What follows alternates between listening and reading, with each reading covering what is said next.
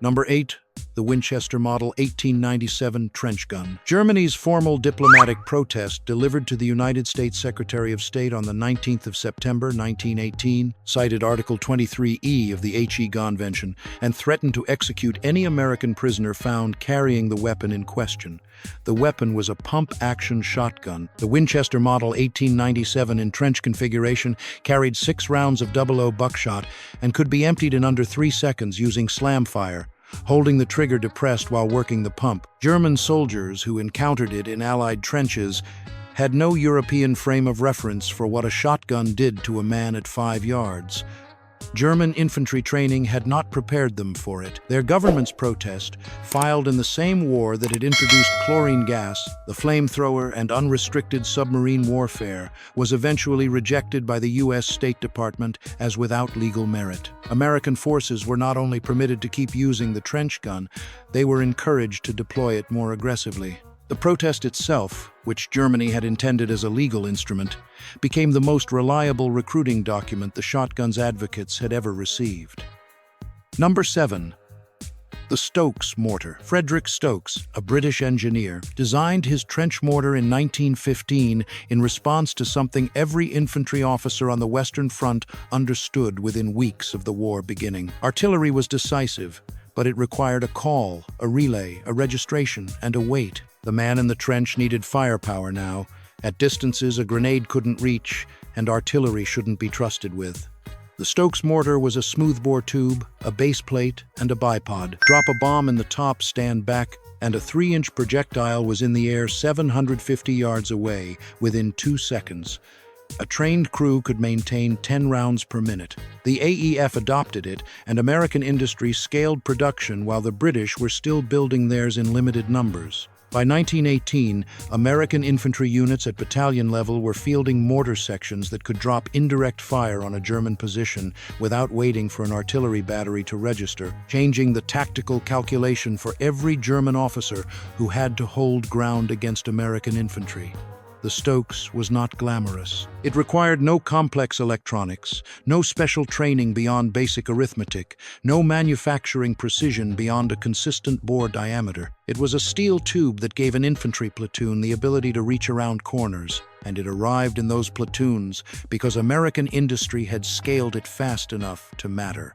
Number 6. The Liberty aircraft engine.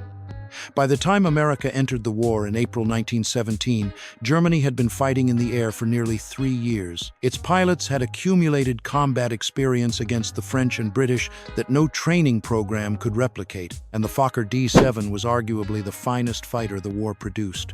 What the German air service was not prepared for was American industrial scale coming online.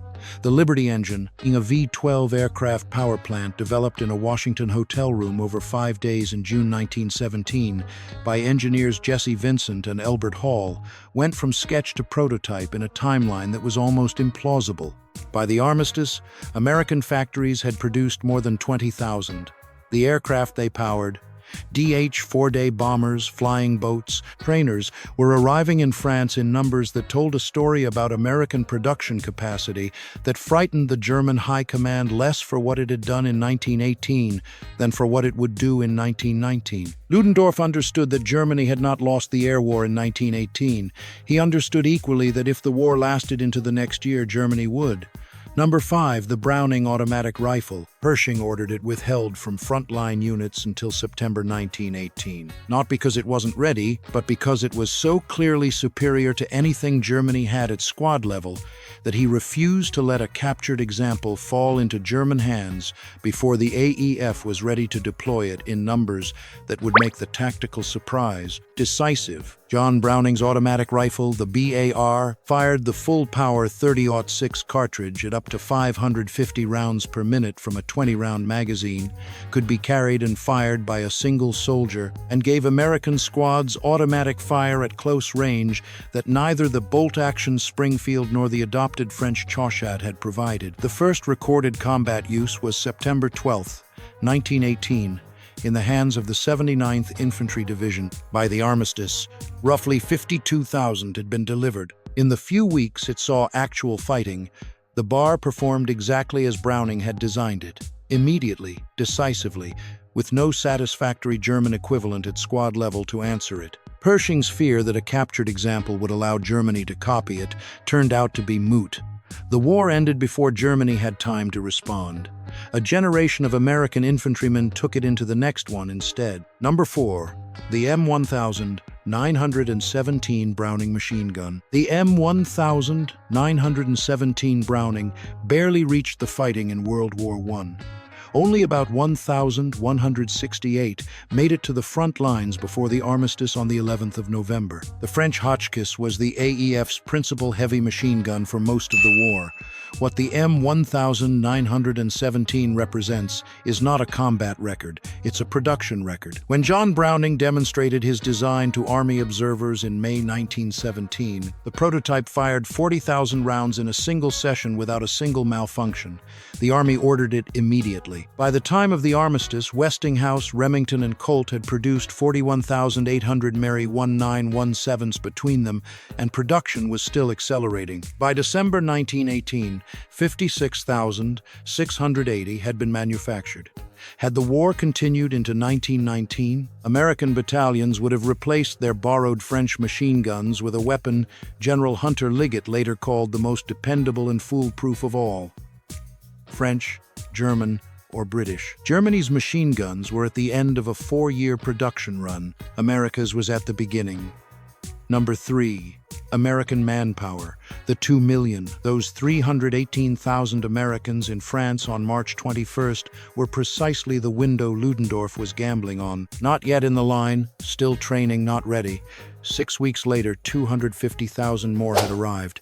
By July, there were 1 million. By the armistice, 2 million American soldiers had crossed the Atlantic with training, equipment, and the logistics to keep them supplied at a rate the depleted French and British armies could not match. The 100 Days Offensive, the Allied counterattack that drove from Amiens to the armistice, was not won by American weapons alone. It was won because there were now fresh divisions to rotate into the line that Germany had no equivalent to replace. Ludendorff soldiers, who had survived 4 years and 3 major offensives, were fighting in the summer of 1918 against men who had been eating well and sleeping in their own beds 18 months earlier. The gap between those two conditions was not a battlefield measurement, it was a strategic one. Germany's plan had been to win before these men arrived. The plan failed, and what followed was a tide of American soldiers that no German position between Paris and the Rhine could hold. Number 2, American industrial production. When the United States declared war in April 1917, it had not yet mobilized a war industry on the scale the conflict required. Shell factories were not running at military capacity. Powder plants were not geared for sustained operations. The Army's entire stock of machine guns was fewer than 1,500 weapons. 18 months later, American factories had produced 41,800 Browning machine guns, 52,000 BARs, more than 800,000 M1903 Springfield rifles, and enough .30-06 ammunition to sustain 2 million men in prolonged combat. DuPont had expanded its powder production to supply not only the AEF, but Allied armies on both sides of the Atlantic. Remington and Winchester were building rifles for Russia, Britain, and France before a single American had reached France. The Ordnance Department, which had struggled to arm 100,000 men in peacetime, armed 2 million in under 2 years. And the production lines that built these weapons were still accelerating at the armistice. Germany had started the war with the most formidable military-industrial base in Europe. By November 1918, it was fighting a country that had built an arsenal from almost nothing in 18 months, and which, if the war continued, would outproduce it entirely.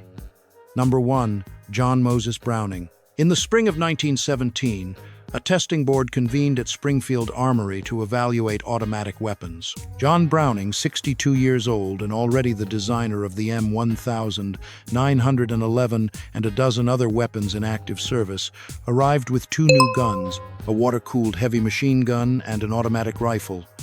In a single afternoon, both were accepted. The M1917 and the BAR went into immediate production. By the end of the war, those 2 weapons together had placed more American-designed automatic firepower in the field than any other Allied nation could supply from its own industrial base. But Browning had not stopped there. While the M19 917 and Bar were being built by Westinghouse, Remington, and Winchester, he was already developing a scaled-up version of the M1000 917, chambered for a half-inch bore, a weapon that would fire a bullet capable of penetrating the armor of early German tanks and aircraft. He personally test-fired the prototypes at Colt's facility in late 1918. The armistice came before it reached production. The Army designated it the M2. 25 years later, it would be mounted on every American aircraft, tank, and landing craft in the Second World War. Browning died on the 26th of November, 1926, at his workbench in Liège, Belgium, in the middle of designing a 9mm pistol for Fabrique Nationale. His son Val was the one who found him, the same Val who had taken the Bar to France in 1918 and personally fired it in front of French officers to demonstrate what it could do. The pistol he was working on when he died became the Browning High Power, which would be carried into combat in the Second World War by soldiers on both sides of the line. One man, 128 patents. He designed the pistol every American officer carried in the trenches, the machine gun that arrived in 1918 and would still be firing on Guadalcanal, the automatic rifle that Pershing withheld until the last weeks of the war, and the heavy machine gun still in production when the armistice was signed. Germany spent the war producing what it had already built. America spent it producing what John Browning was still designing.